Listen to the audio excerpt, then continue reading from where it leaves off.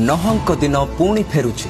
Matthew 24 अध्याय 37 पदरु 39 पदरे जीशु कहती, नहंक दिन रे जेपरि होइथिला मनुष्य पुत्रक आगमन काल रे मध्य सेहिपरि हेबो। जलप्लावन पूर्वे नह जहाजरे प्रवेश करिबा पर्यंत लोक भजन पान विवाह करिबा और विवाह देबारे लिप्त थिले। जलप्लावन आसी सेमानकु भसई न नेबा पर्यंत सेमाने किछि जानि नथिले। प्रभु हठात विनाश नहीं आसंती नहीं। से प्रथमे चेतावनी दियंती, सूचना दियंती, सुजोग दियंती, किंतु शेषरे न्याय सुनिश्चित।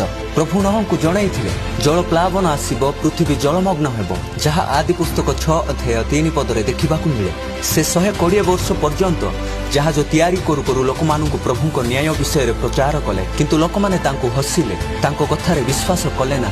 एवं शेषरे बन्या आसिला, द्वार बंद हैला, दयार समय सरीगला। जीशु आज मध्य आम्भमानंकु चेतना देउछंती, पश्चाताप और परिवर्तन पाई समय एबे ही। ए जानी काली समय मिली न पाए। प्रभु जेतेबेले सूचना दियंती सेठारे कृपार समय मिले, पश्चाताप करिबार सुजोग मिले, किंतु एहा मध्य सत्य जे शेषरे विचार निश्चित। आमेन।